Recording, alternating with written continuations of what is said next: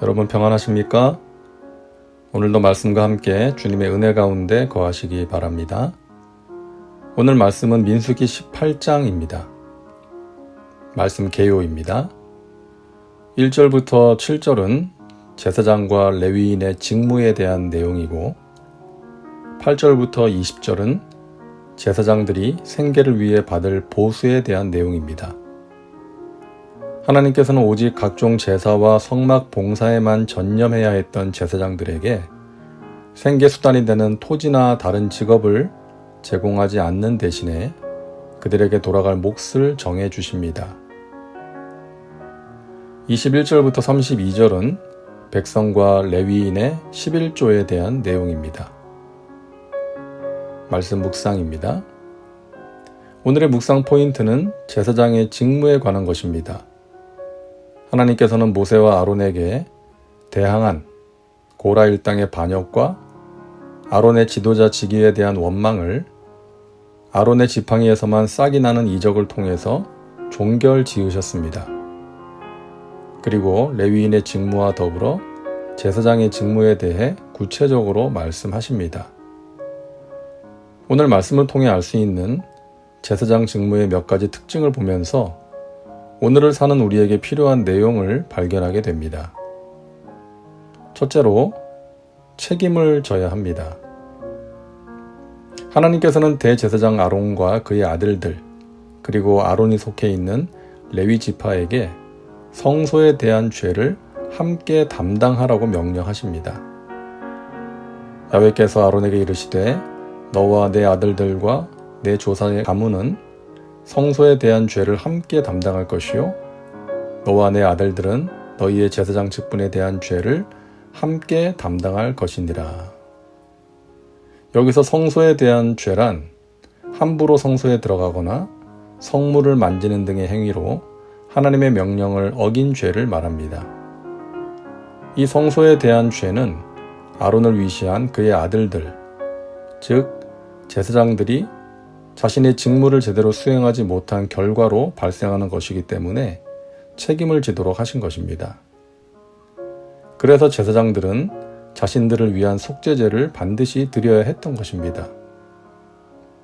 백성들을 위한 제사를 집전하기 전에 먼저 자신들의 죄를 속함받고 깨끗해져야 했던 것이죠.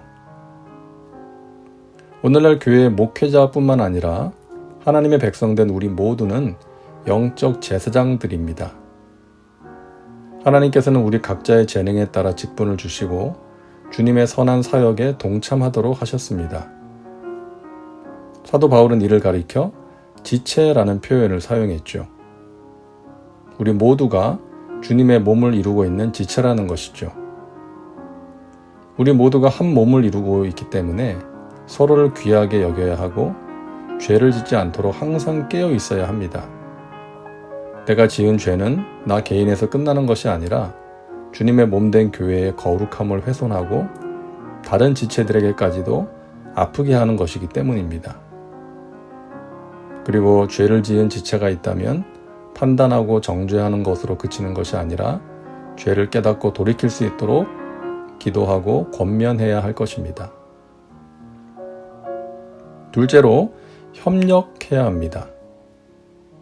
하나님께서는 아론과 그의 아들들에게 레위 지파와 합동하여 제사장 직무를 수행할 것을 명령하십니다. 2절입니다.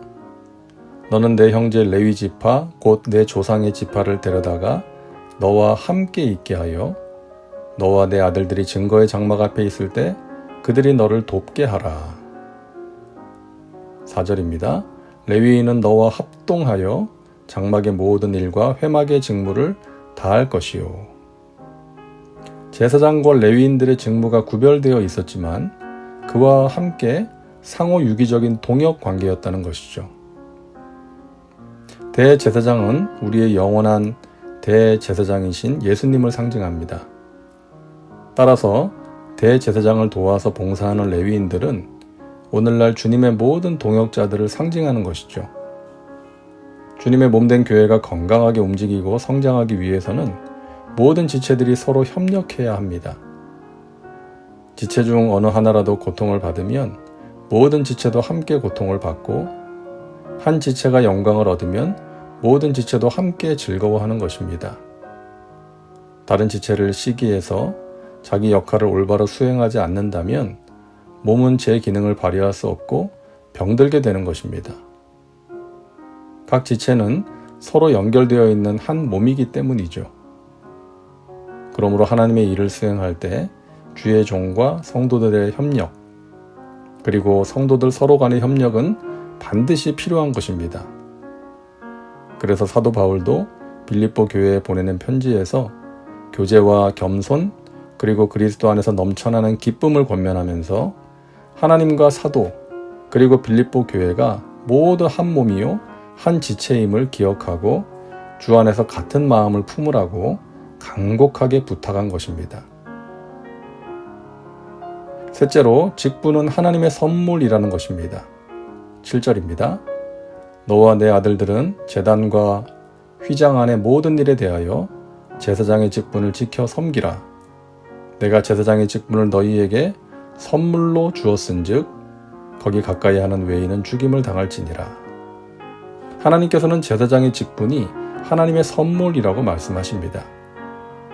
그러므로 제사장 직분을 감당할 때 하나님의 은혜와 사랑에 감사하는 마음으로 해야 한다는 것이죠.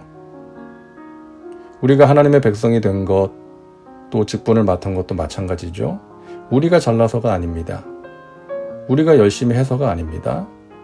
우리 스스로의 힘과 의지로는 죄에서 자유케 될 수 없고 구원받을 수 없는데, 하나님께서 독생자를 십자가에 피 흘려 죽게 하심으로써 그분을 믿는 자들에게 아무 조건 없이 구원의 은혜를 베풀어 주신 것입니다.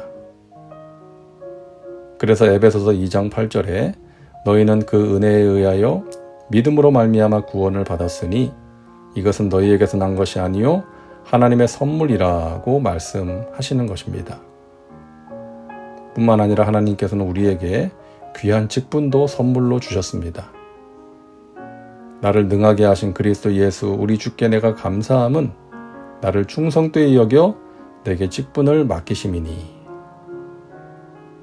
그러므로 우리는 늘 주님 앞에서 감사할 것뿐입니다.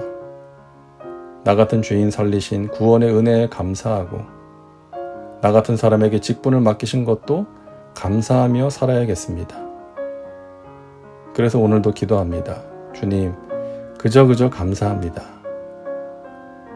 염려와 두려움, 불평과 원망이 생길 때도 기도합니다. 주님, 그저 감사합니다. 다음은 말씀 적용입니다. 오늘 말씀을 통해 당신에게 주시는 메시지는 무엇입니까? 당신에게 주신 직분을 어떻게 감당해야 할지 오늘 말씀을 통해 생각해 보시기 바랍니다. 이제 기도합니다. 사랑과 은혜가 풍성하신 하나님, 오늘도 말씀과 함께 살게 하시니 감사합니다. 우리를 죄에서 구원하시고 영원한 생명 주신 주님을 찬양합니다. 뿐만 아니라 우리를 충성되이 여겨 귀한 직분을 맡기시니 감사합니다. 주님의 몸된 교회에 아픔을 주는 일이 없도록 항상 깨어서 자신을 살피게 하시고 죄를 짓지 않도록 붙들어 주옵소서. 지체된 서로를 귀하게 여기고 귀한 선물을 주신 주님께 감사하는 마음으로 주의 일을 감당하게 하여 주옵소서. 예수님의 이름으로 기도하옵나이다. 아멘. 오늘도 말씀과 함께 은혜 가운데 거하시기 바랍니다. 여러분 사랑하고 축복합니다.